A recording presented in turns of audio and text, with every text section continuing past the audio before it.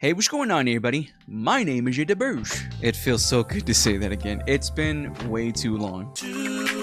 It feels really good to be back on YouTube and make video game related content. And in this video, I'm going to give you guys my top 10 Nintendo GameCube games. So this is going to be a personal favorite list of mine. And let's just go down the list here. Let's see. Oh my god. Oh my god. There's so many games. And a big majority of them are sports and movie-related titles. This is gonna be a tough one, because I did not rehearse this whatsoever. Let's just go ahead and jump right into it. I think I found my 10th video game. It's going to be True Crime Streets of LA.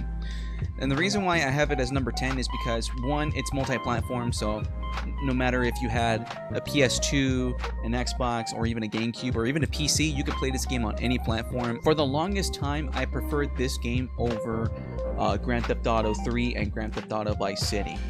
San Andreas, it's like neck and neck between San Andreas, but I think I prefer this over San Andreas. One, for the soundtrack. Two, for the simplicity of the game style. The gameplay is slightly underrated, but the soundtrack, I've discovered some really good West Coast artists from this soundtrack, Mac 10 being one of them. True Crime Streets of LA sits comfortably at number 10. Oh my god, you ready for this one? Are you ready for this one? PacMan Fever is number 9 for me. Now, I know a lot of people are gonna be like, oh, it's just a bootleg Super Mario Party, but listen, I got this game for Christmas. My dad actually bought this game for me for Christmas. Pac-Man and Heihachi's in it, which was cool. A Tiger from Tekken 3, cool. Astaroth from Soul Calibur. I never played Soul Calibur, so like seeing him in this game was like, who is this guy? He's really cool. And then Soul Calibur 2 came out, and then I picked it up. I'm like, oh my god, this is Astaroth from PacMan Fever, but he's originally from Soul Calibur. My favorite character to pick in this game, just because I'm a Tekken guy, was Heihachi. I love Heihachi. I would have settled for Kazuya, especially with the purple suit. I actually had a lot of fun playing this game. It's more fun when you play it with friends and family. Me and my dad played it over and over again. There's enough mini games in this game that will keep you on your toes and not be so repetitive to the point where you want to turn the game off. I never got that feeling with this game, so this game definitely deserves its number 9 slot. I'm gonna see if I can play this game pretty soon, because I kind of miss playing this game. Here's a game I totally forgot I played on the Nintendo GameCube, and that game is Wrestlemania 19. Yo, this game was very difficult for me to get at Hollywood and Blockbuster. When Wrestlemania 19 came out, I saw Kurt Angle on the cover. I was like, yo, I had to play this game. And I tried desperately to rent this game for 2 to 3 weeks straight, and it was sold out completely. I rented this game back to back multiple times. When it was the day of taking it back, I was like, hey, can I just rent this game again? Because I really had a fun time playing as Brock Lesnar in the parking lot and just suplexing and F5ing people on cars, and the narrator goes smash, and like the text like flashed on screen that said smash. And then there was this weird mode where you're in like this steel cage, like Hell in a Cell structure, and you're hanging above, like, I assume was the ocean. And there's like these 3 security guards beating my ass in the middle of the ocean. This was like some Fear Factor type shit. And I just remember like this big, raggedy, fucking bearded security guard just wailing on me. And the 2 security guards were just like clapping, laughing their asses off in the background. And as soon as I hit my comeback, and as soon as I hit finisher, I F5'd one of the security guards so hard he fell through the cage. I Irish whipped the other guard into the hole where I F5'd the other guard, and he fell into the ocean, and all you hear is and then I finally F5'd the other guy, and like he rolled on the ground and eventually rolled into the hole, and that's how I won. This game was random as hell, and I loved it. Like, I was having so much fun. My grandparents walked into the room and they thought that I was like being attacked because of like all the giggling, all the it was like, mijo, are you okay? This game was a ton of fun, man. I haven't even gotten halfway through this list, and I can already say that the GameCube is easily one of the most slept on consoles. It is easily one of the most underrated consoles, and I absolutely missed the hell out of this game. Hear me out. If I put 2 video games from a franchise on this list, but they both played differently, would that be cheating? I played this game when it got remastered. I absolutely loved it. I know a lot of people hated it. Maximilian Dude specifically hates it. I gotta give number 7 to Resident Evil 0. I like what they were doing in this game. I appreciated what they were doing in this game. The partner system, being able to switch between Rebecca and Billy. Billy being the powerhouse, he does more damage. He can take more of a beating. And Rebecca being the healer, the only person that can actually mix herbs, so she's kind of an asset, but she's also like the damsel in distress. When I first played this game on the GameCube, I got to the centipede boss, and I got so scared I never went back to it. Granted, nothing really happens in the centipede boss fight unless you just let whoever you decide to pick up the key be hugged to death by the centipede. I was so scared. I was like, oh my god, it's a centipede. And then it just like hugged Rebecca, and she's just like, Billy, help! And I'm just like, what do I do? What do I do? I'm trying to like, I pulled out my knife and I was like trying to gut it, Rambo style, and I was like, I'm supposed to shoot this damn thing. But I panicked and I just turned off the game.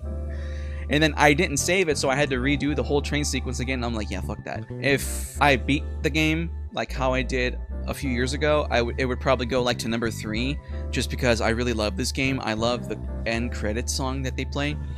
But again, I was too scared. And I know this isn't everybody's favorite Resident Evil game. To me, it holds a special place in my heart. It's nothing to do with nostalgia. It's just the way that it made me felt, and it's the way that it presented itself when it first came out. There was no Resident Evil like this game. The only thing that I hate about this game, and I would have put it higher on the list, I would be cool with couch co-op, missed opportunity on the remake or the remaster or whatever, the HD port, to put online co-op. How cool and fun would that be if, to say, we're on the train and, you know, I go to point A, point B. Easily one of the most slept on Resident Evil games. Again, it gets a lot of hate. Maximilian Dude hates this game, but I personally appreciate the game for what it is. Oh man, we're dealing with an OG classic here. Oh, I'm grinning so hard. Time Splitters Future Perfect easily gets number 6. So many hours into this game. The story, the comedy, the absolute bizarre dialogue, and the parodies in this game. The map maker, the multiplayer, the weapons, the humor. Did I mention the humor? The characters, the bizarre, out of this world type spice of life variety that this game brings. I actually own this on my Xbox Series X before I sold it. I gotta get another one soon. I played this game religiously back in the day when it first came out, and I played it religiously when it was released on the Xbox Marketplace. My nephew was so addicted to this game. I have over like 1,000 games on my Xbox. This was the only game he wanted to play, and I didn't blame him because I wanted to play this game too. This game is a blast. If 007 GoldenEye is considered the best first-person shooter game of all time, then Time Splitters Future Perfect took that formula and perfected it like to the max. There is absolutely nothing wrong with this game other than the multiplayer is no longer available. They need to bring that back. I would pay money just to play this game online.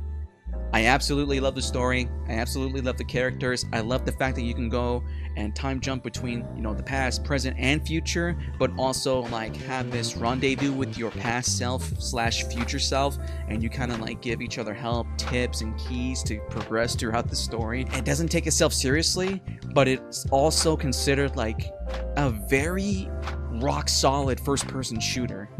And I love this game to death. This is easily one of my favorite games of all time. I dare say that this game is better than 2000's Perfect Dark. It's better than Perfect Dark. It's better than 007.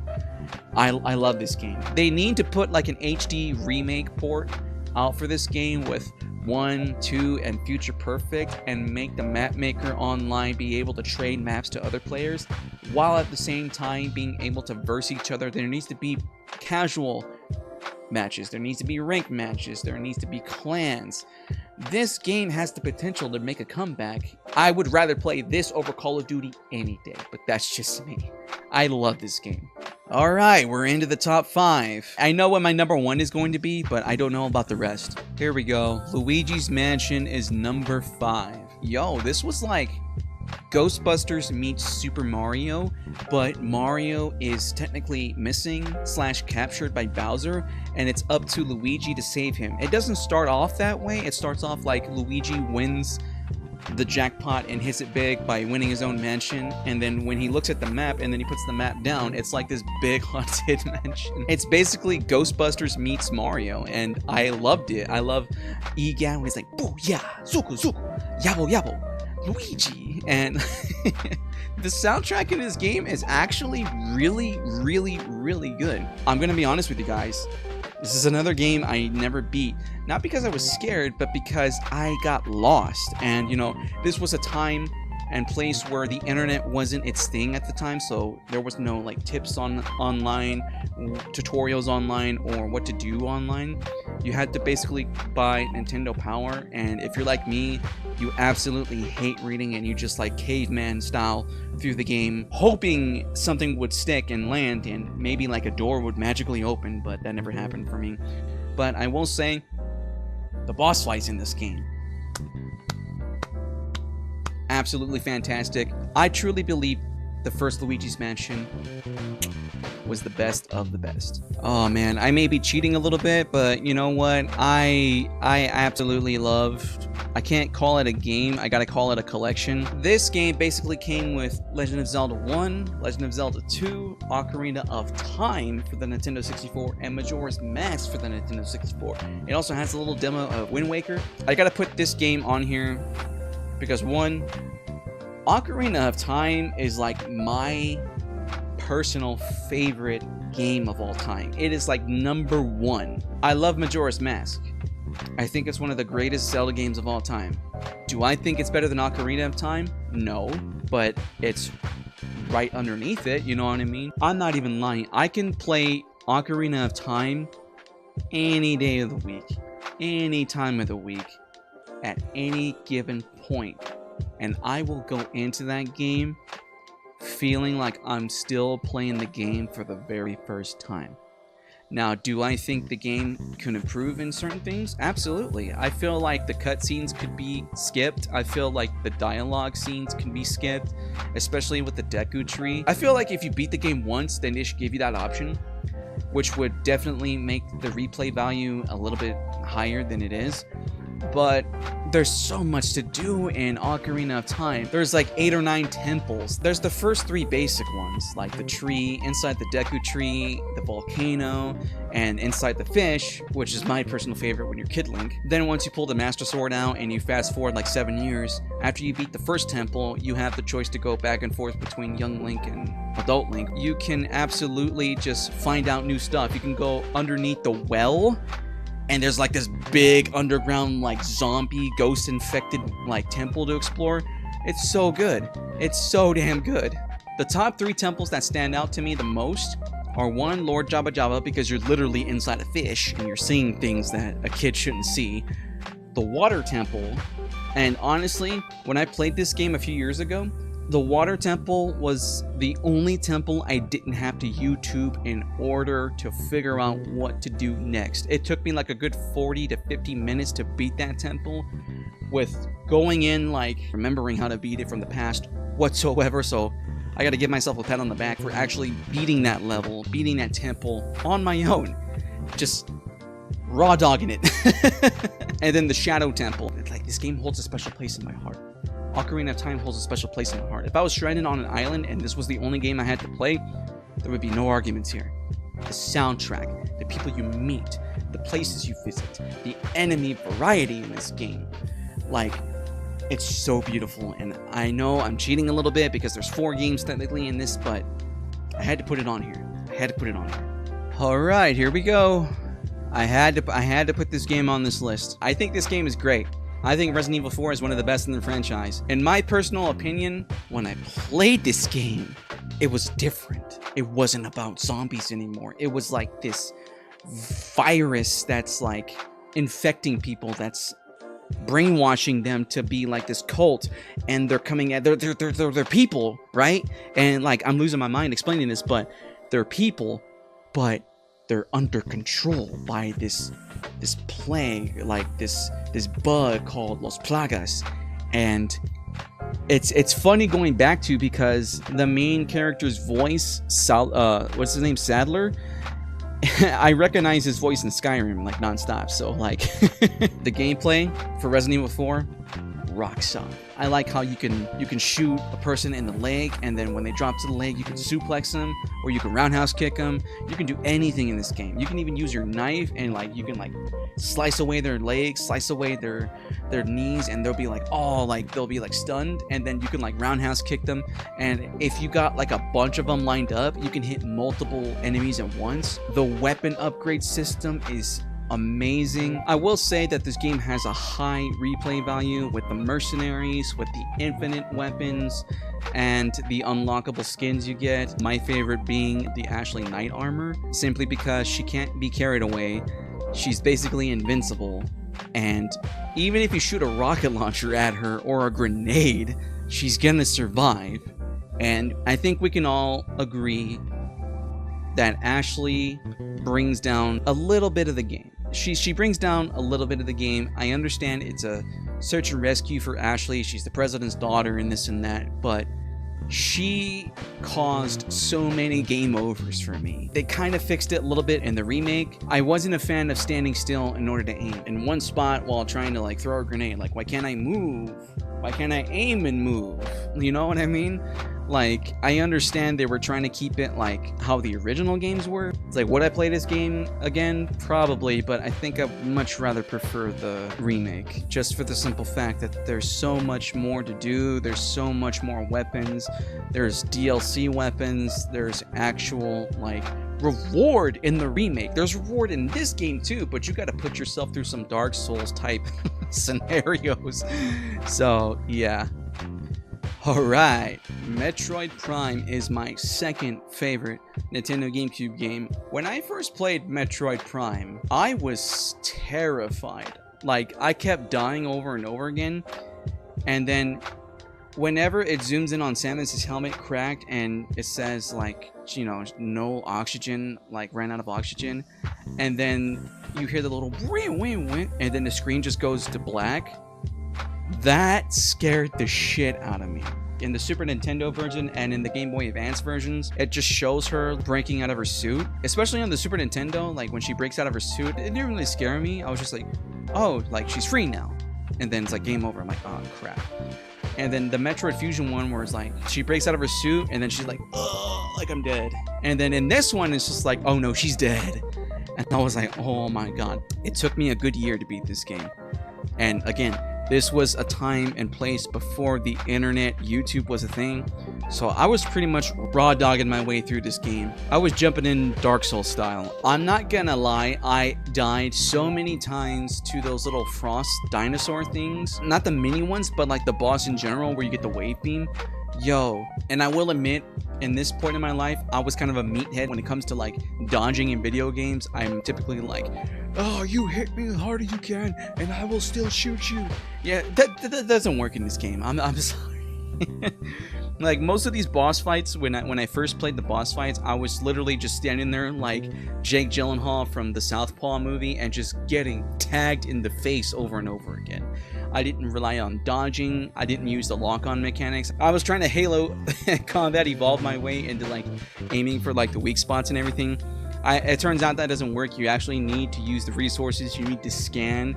Scanning is crucial in this game. Scanning will explain why the enemies the way they are, their weak spots, their weak points, and everything. When I first played this game, I didn't know what to expect. I thought it was going to be like Metroid Fusion. I thought it was going to be like Super Metroid. I got a fat reality check. There's something about this game with just the all-around atmosphere. Like, they took Metroid, right? They took Metroid, a side-scrolling style game genre, and they turned it into 3D. It still holds that Metroidvania style. It's just through the eyes of Samus.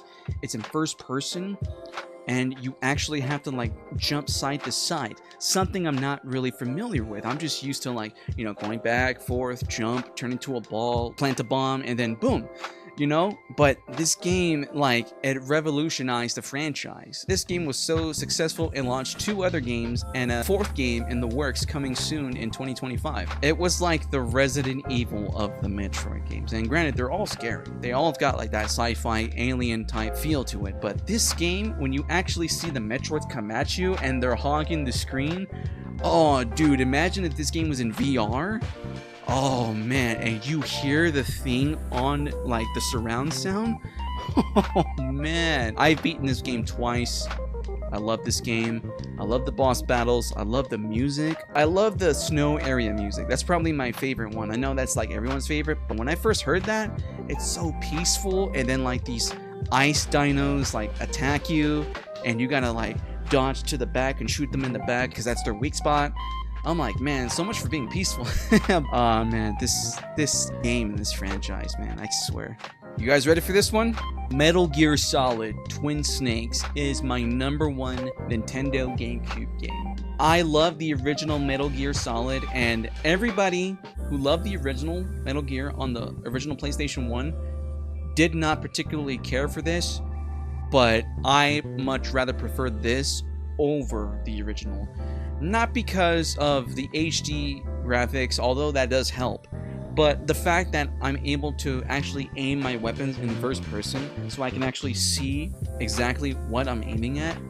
But the overall feel of how this game is compared to the first one, oh, dude, it's a much better step up compared to the first one. Now, I will admit, the soundtrack in the first game is much better, but I would argue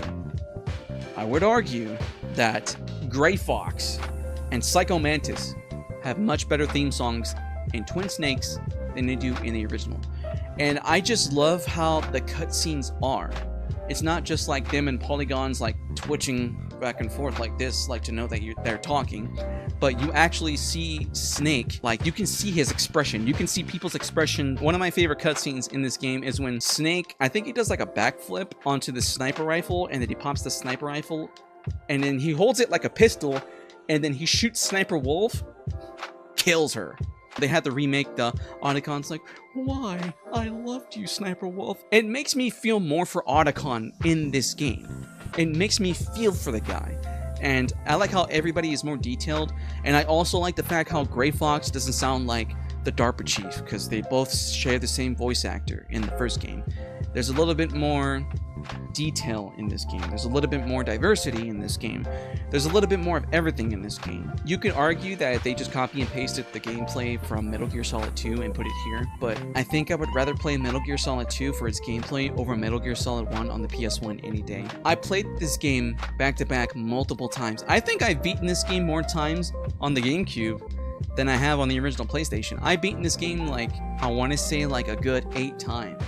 Like a good 8 to 9 times. And I've gotten the infinite ammo bandana, and I've gotten the stealth camouflage. The stealth camouflage in this game doesn't really work as much as the PS1 version, because you can walk around, you can bump into somebody, and then be like, what the fuck? There's somebody here! Call for backup! But in the PlayStation 1 version, when you bump into somebody, they'll be like, huh?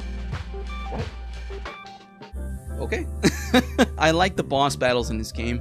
I especially liked how Gray Fox goes out in this game, and why I loved Gray Fox. Plus, he fucking JoJo poses. Like, come on now. True Crime Streets of LA, number 10. PacMan Fever, number 9. Wrestlemania 19 at number 8. Resident Evil 0, number 7. Time Splitters, Future Perfect. I love this game. Number 6. Luigis Mansion, number 5. Zelda Collection, number 4. Resident Evil 4, number 3. Metroid Prime as number 2. And Metal Gear Solid Twin Snakes as number 1. That is my personal Nintendo GameCube list. If you had a top 10 for GameCube games, I would love to hear your top 10 in the comment section below.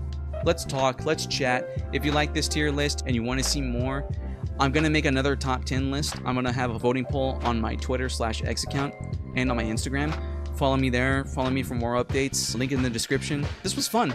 I should definitely do this like once every like 2 to 3 days or something like that. But yeah, like, subscribe. I will see you guys in the next video. Stay blessed. Stay awesome. God bless you all.